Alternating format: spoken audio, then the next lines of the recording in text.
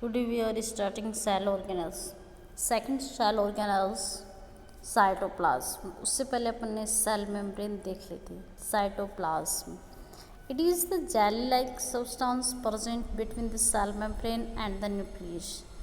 कि देखिए कि सेल मेम्ब्रेन और न्यूक्लियस के बीच में क्या प्रेजेंट होता है, जेली लाइक. ये जेली लाइक सब्सटेंस होता है, वो होता है साइटोप्लाज्म.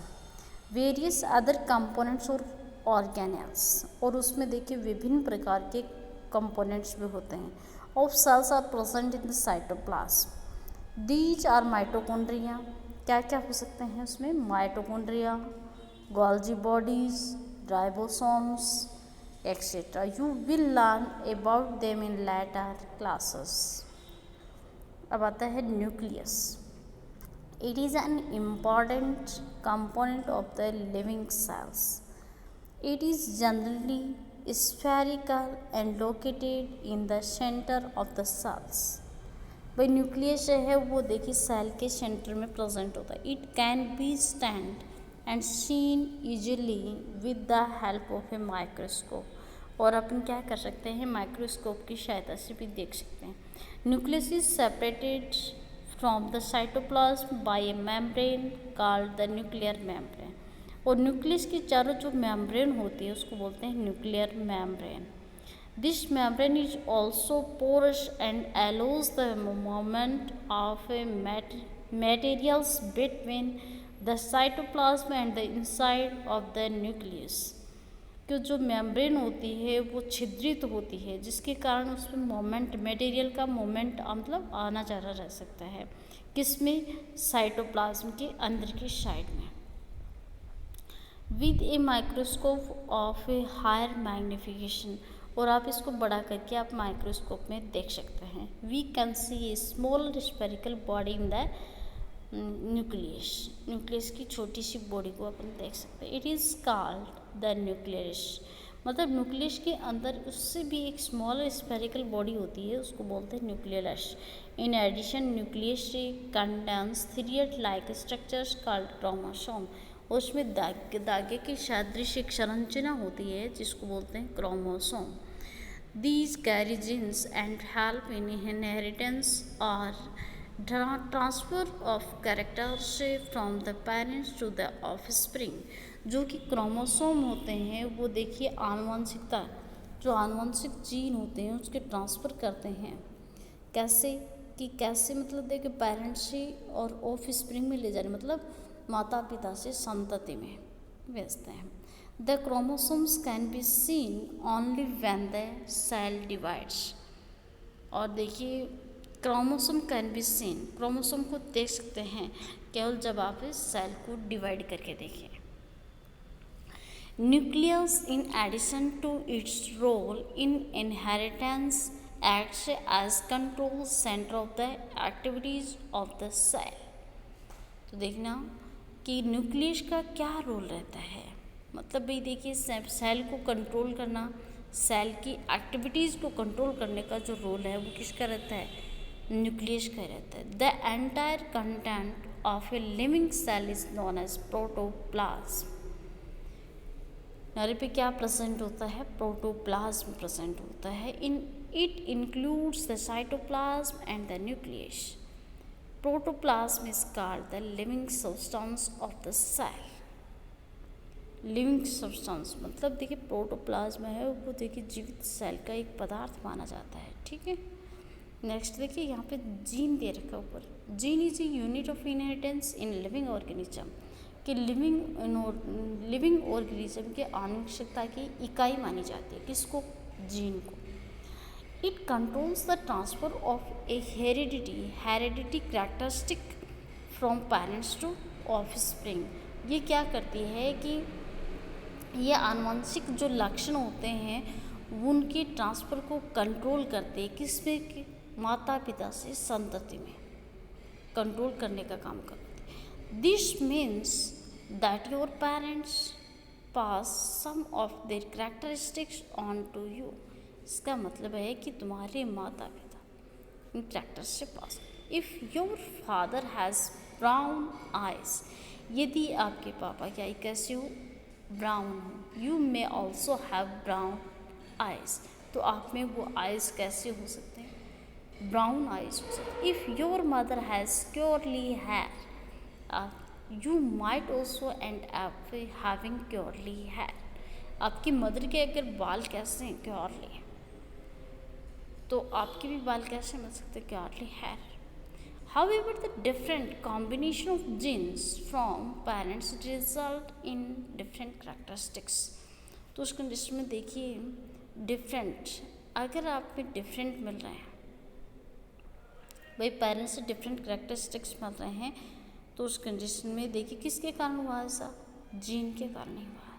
पहली क्या, wants to know if that structure of the nucleus is the same in cells of plants, animals and bacteria। पहले क्या जानना चाहती हैं न्यूक्लियस की स्ट्रक्चर के बारे में, कि प्लांट और एनिमल और बैक्टीरिया की जो सेल है उसकी स्ट्रक्चर क्या सेम है क्या, देखते हैं। The nucleus of the bacteria cell is not well organised like the cell of multi cellular organism, कि जो बैक्टीरिया जो सेल होती है ना वो वेल ऑर्गेनाइज्ड नहीं है। क्यों नहीं है, क्योंकि देखिए वो किससे लाइक द जैसे cell of multi cellular organism की वैसे होती है, वैसे बैक्टीरियल सेल नहीं होती। The cells having nuclear material without nuclear membrane are termed prokaryote cells. तो देखिए nuclear material without nuclear membrane are termed prokaryotic cell, जिसमें क्या है कि जो मटेरियल विदाउट न्यूक्लियर मेम्ब्रेन, जिसमें विदाउट न्यूक्लियर मेम्ब्रेन होती है उसको बोलते हैं prokaryotic cell. This organisms with these kinds of cells are called prokaryotes. Prokaryotes इस प्रकार के जो टाइप के प्रकार के हैं तो उसको बोलते हैं प्रोकैरियोट। प्रो मतलब प्रीमेटिव, कैरियन मतलब प्रीमेटिव, न्यूक्लियस जिसमें मिलता है ना वो होता है prokaryotes. Examples are bacteria and blue green algae. Prokaryote का एग्जाम्पल ले सकते हैं bacteria and blue green algae. The cells like onion cells and chick cells having well organized nucleus with a nuclear membrane are designated as eukaryotic cells। कि well organised जिसमें nucleus present होता है, किसके साथ में, न्यूक्लियर मेम्ब्रेन के साथ में प्रेजेंट होता है, उसको बोलते हैं यूकैरियोटिक सेल्स। यूकैरियोटिक सेल्स किसको बोलोगे, जिसमें क्या होता है कि वेल ऑर्गेनाइज्ड उसमें न्यूक्लियस होता है और उसके चारों ओर न्यूक्लियर मेम्ब्रेन भी मिलती है, वो होता है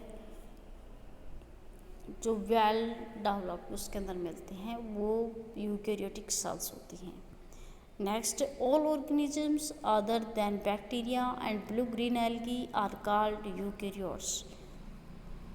all organisms other than bacteria and blue green algae are called eukaryote. दूसरे ऑर्गेनिजम्स के एग्जांपल देखें तो देखिए यूकैरियोट, यू मतलब ट्रू, कैरियन न्यूक्लियस, वो होते हैं eukaryotic cells. While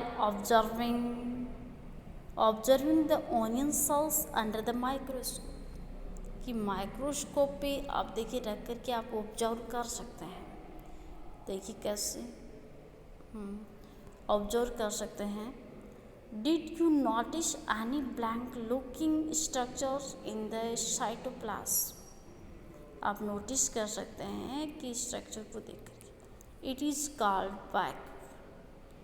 It could be single and big as an onion cells।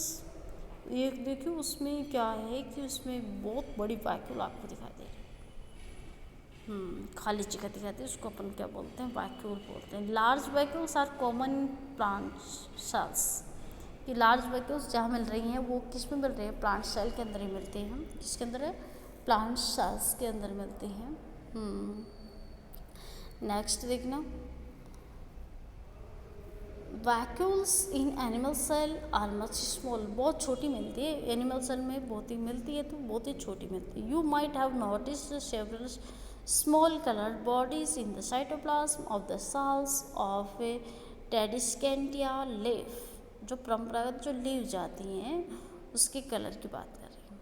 They are scattered in the cytoplasm of the leaf cells, these are called plastids. उसको बोलते हैं plastids, इसमें जो colour आता है उसको लवक। They are of a different colour, some of them contain green pigment called chlorophyll. और उसको क्या बोलते हैं, क्लोरोफिल, जो कि ग्रीन कलर जिसके कारण होता है वो ग्रीन पिगमेंट के कारण क्लोरोफिल बोलते हैं। Green coloured plastids are called chloroplastids. Green colour plastic है उसको बोलते हैं, प्लास्टिक को उसको बोलते हैं क्लोरोप्लास्ट बोलते हैं। They provide green colour to the leaves, और लीव्स को ग्रीन कलर प्रदान करता है वो कौन करता है, chloroplast. You may recall that chlorophyll in the chloroplast of leaves in essential for photosynthesis। Photosynthesis के लिए लीव्स में क्लोरोप्लास्ट प्रेजेंट होता है, वो नेसेसरी माना जाता है कि आवश्यक कंटेंट होता है। नेक्स्ट आता है comparison of plant and animal cell. Plant और एनिमल सेल में अपन कंपैरिजन करके देखते हैं क्या है। Comparison of plant and animal cell. If you recall activities 8.3 and 8.4, you should be able to compare plant and animal cell।